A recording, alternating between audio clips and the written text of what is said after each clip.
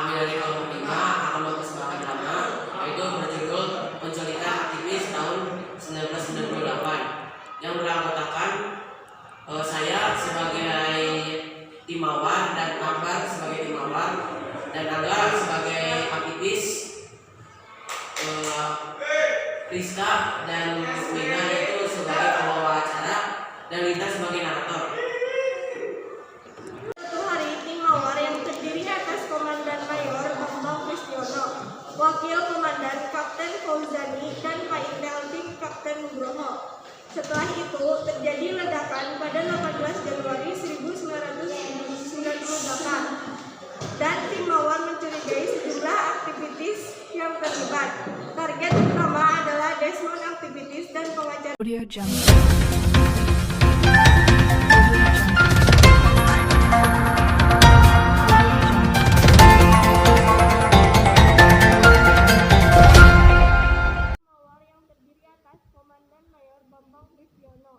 Wakil Komandan Kapten Fauzani dan Pak Intel tim Kapten Nugroho. Setelah itu, terjadi ledakan di Rusun Tanah Tinggi, Jakarta Pusat pada 18 Januari 1998 dan tim mawar mencurigai sejumlah aktivitas yang terlibat. Target pertama adalah Desmond Activities dan pengacara lebihan. Ya, pemirsa, inilah gambar CCTV pada tanggal 15 Juli 2009 saat pelaku peledakan melewati pemeriksaan kedua di pintu masuk metal detektor. Tugas mengambil tas yang dibawa pelaku tanpa melewati metal detektor karena tidak mencurigai barang-barang yang ada di dalam tas. Pelaku pun dengan tenang memasuki hotel ini. Sebelumnya seseorang telah memesan kamar hotel untuk ditempati pelaku pemboman pada tanggal 10 Juli 2009 lalu sekitar pukul 15:06 waktu Indonesia Barat. Ia memesan kamar melalui telepon seluler dengan nomor awal 08788 untuk menginap pada tanggal 15 Juli.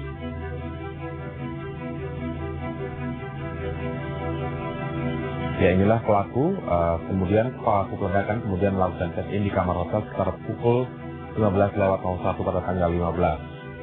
Berhasil melakukan check-in dengan menggunakan KTP yang belakangan diketahui palsu. Ia kemudian menempati kamar 1808. Di kamar itulah ia diduga kuat merakit bom.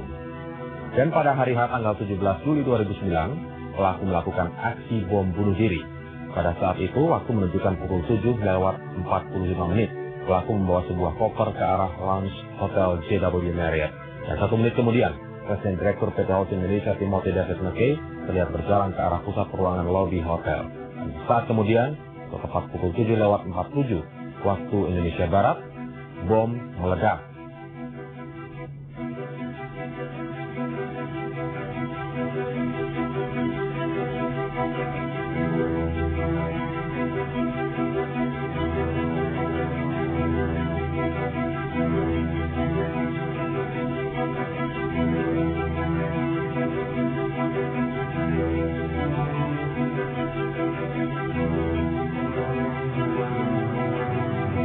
Bom menghancurkan lobi Hotel JW Marriott dan beberapa ruangan lainnya, serta menewaskan 7 orang tamu Hotel JW Marriott.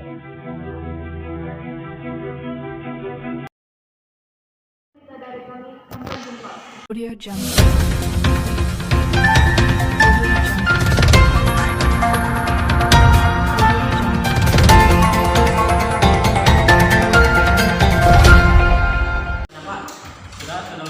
Beberapa aktivis yang terlibat dari peristiwa ledakan.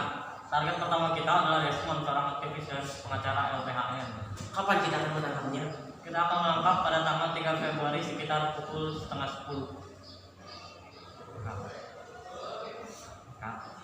Februari, ketiga kapten itu meluncur ke kantor LBHN di Jalan Cililitan Kecil, Jakarta Timur, sekaligus tempat tinggal Desmond.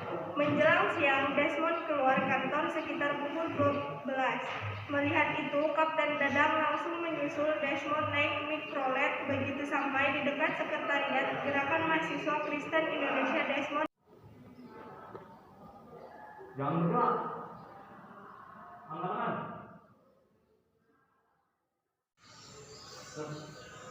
Sesampainya Poskotis Desmond dan keempat Mereka yang kembali setidaknya 14 orang yang pernah disekap di markas Kopassus si jantung, tetapi hanya 9 orang yang kembali dengan selamat. Audio Jungle.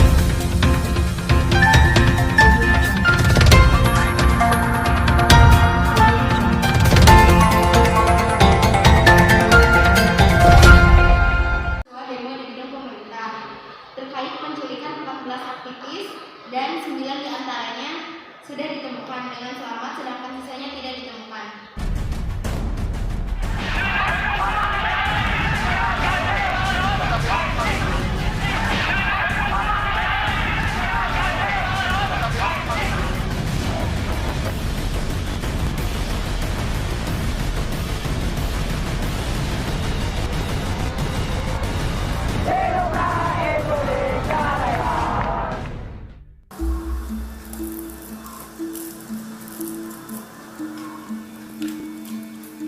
Bagi Payan Siahaan, reformasi bukan sekedar terbukanya keran demokrasi.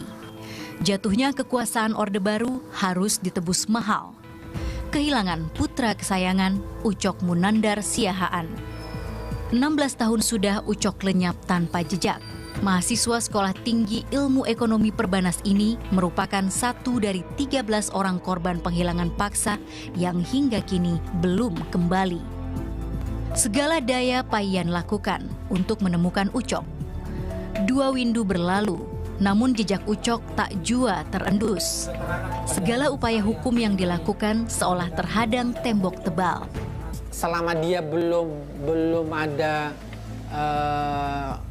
kepastian bahwa dia meninggal, ya kita ada harapan ya. Artinya kita mengharapkan dia hidup, itu mengharapkan. Meskipun mungkin harapan itu kecil ya.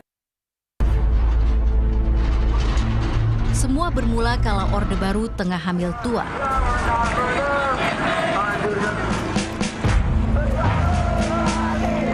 Tanah air bergejolak. Hampir semua elemen berteriak menuntut perubahan. Sang diktator harus dilengsarkan.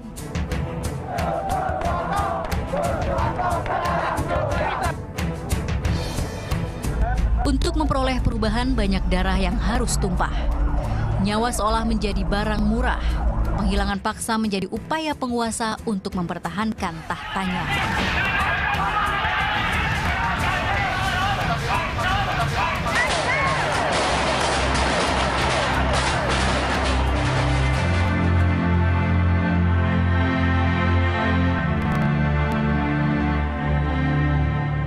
Saya berhenti dari jabatan sebagai Presiden Republik Indonesia.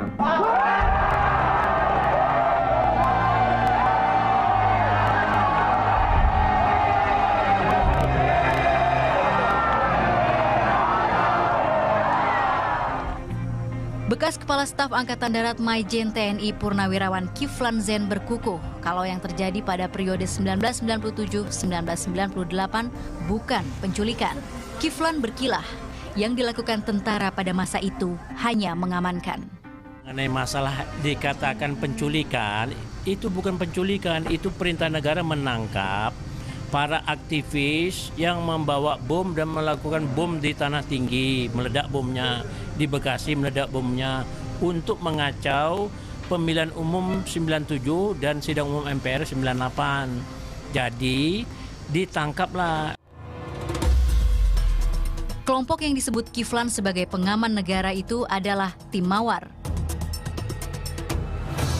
Tim yang berada di bawah komando dan Jen Kopassus Maijen Prabowo Subianto ini telah dibawa ke Mahkamah Tinggi Militer pada April 1999. Prabowo Subianto dicopot dari jabatannya pada 24 Agustus 1998 karena dianggap bertindak atas inisiatifnya sendiri. Setelah lengser dari jabatan Pangkostrat, Prabowo hijrah ke Yordania. Pengadilan terhadap 11 orang anggota Tim Mawar dan pemecatan Prabowo seolah menjadi akhir kasus penghilangan paksa. Tak ada kejelasan mengenai nasib 13 orang yang masih hilang tanpa kabar. Di mana sanak keluarga menunggu kepastiannya.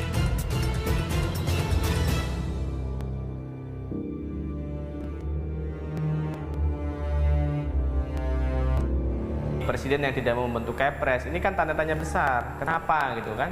Padahal kalau dari fakta hukum, SBY sendiri harusnya orang yang paling tahu, karena dia orang yang melakukan pemeriksaan terhadap Prabowo.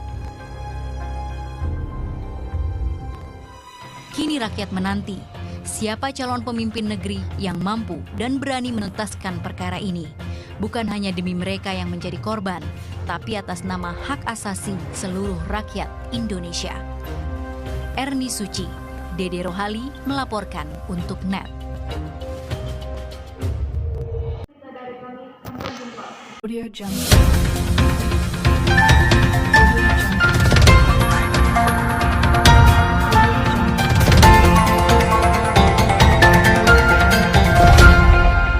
Sekian drama kali ini, mohon maaf apabila ada kekurangan dan kesalahan. Kami tutup. Wassalamualaikum.